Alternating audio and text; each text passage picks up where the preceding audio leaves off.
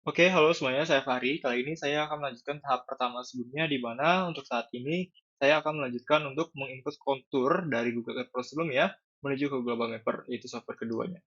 Nah, mungkin seperti yang sudah saya sebutkan, untuk software ini mungkin agak sedikit sulit ditemukan. Jadi, jika kalian mentok banget, kalian bisa hubungi saya via Instagram, DM, agar bisa menginstal software ini. Sebenarnya untuk menginput kontur bisa dengan dua cara yang saya tahu ya, bisa pakai Infraworks atau bahkan Global Mapper. Namun kalau buat Infraworks saya mungkin tidak bisa jelaskan di ini karena mungkin cukup rumit kalau misalnya saya jelaskan pakai Infraworks juga ya. Jadi saya jelaskan pakai Global Mapper lagi. Oke, to the point aja ke topik, kita masuk ke Global Mapper Pro, kita pilih Open Data Files, dan input pada bagian file pertama kita, yang tadi itu loh, yang di Google Earth Pro di tahap pertama. Kita bisa klik di situ, klik Open. Nah, di sini kita bisa pergi ke Tools, di ribbon bar Tools, pilih Configure. Nah, pada bagian oke, terus play. Nah, pada bagian projection, kita harus ubah ke UTM karena posisi Indonesia itu ada di koordinat UTM dan pastikan zona itu sesuai 49S Southern Hemisphere. Kalau misalnya kita lihat di zona UTM Indonesia, di lokasi jalan saya itu ada di Jawa Tengah, Pasuruan tepatnya, yang berada pada koordinat 49S UTM. Oleh karena itu, kalian harus menyesuaikan terlebih dahulu koordinat dari UTM wilayah Indonesia. Jadi kalau misalkan di Sumatera atau bahkan di daerah lain, ya berarti kalian menggunakan koordinat selain dari saya. Begitu. Jika sudah, selanjutnya kita kembali lagi dan pastikan ini sudah, kita klik apply and OK. Selanjutnya kita bisa pilih pada icon connect to online data, yang icon bumi ini, yang pilih klik connect. Jika sudah, nanti akan muncul terhadap map seperti ini. Selanjutnya, kita bisa pilih pada bagian eh apa ya, analyze, pilih generate column from training grid.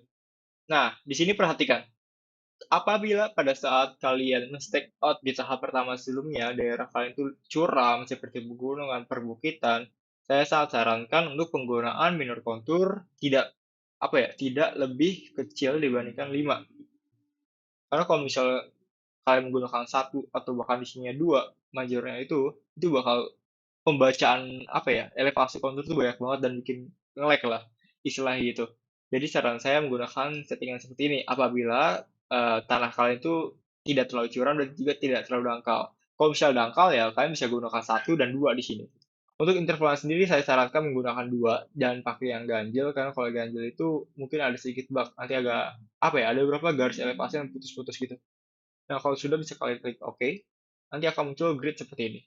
Nah, tahapan selanjutnya, jika kalian sudah ingin memasukkan pin geometri kalian, bisa klik lagi di file, ke open data file, dan masukkan yang tahap 2, klik open. Nah, di sini mungkin saya akan menjelaskan terkait dua contoh ya. Di sini untuk yang contoh pertama, saya tidak akan mengcrop pada bagian polygon yang saya sudah buat di Google Pro. Nah, untuk yang contoh keduanya nanti bahkan saya gunanya apa? Sebenarnya untuk mengefisiensikan luasan dari kontur. Terserah kalian mau kalian crop apa enggak itu bebas. Preference kalian itu gimana orientasinya. Nah, di sini saya contohkan terkait ini. Jika sudah kalian bisa file, pilih export, pilih yang ini di IM. Saya klik sini. Enggak, ini nanti dulu. Oke, di sini mungkin saya namakan tahap berapa ya? Tahap 3 ya. Tahap 3 non. Oke, saya klik OK. Saya pilih di bagian sini tahap 3. Oke, nah, ini kan tidak di crop ya. Saya maunya yang di crop nantinya. Nah, caranya kalian bisa klik pada bagian icon sini, agak zoom dikit. Nah, klik di situ, klik silang. Yep. Nah, jika sudah, selanjutnya kalian bisa klik di sini, file, pilih export lagi, pilih yang export selection grid format, di IM kembali, pilih pada bagian pan export bond, dan cek pada bagian crop to selected area. Jika sudah kalian klik OK, di sini kalian namakan saja di sini yang bagian cropnya. Oke. Mungkin cukup sekian untuk tahapan yang kedua karena lebih ringkas ya. Di sini jika sudah, selanjutnya kita bisa langsung masuk pada bagian Civil 3D. See you next video. Thank you.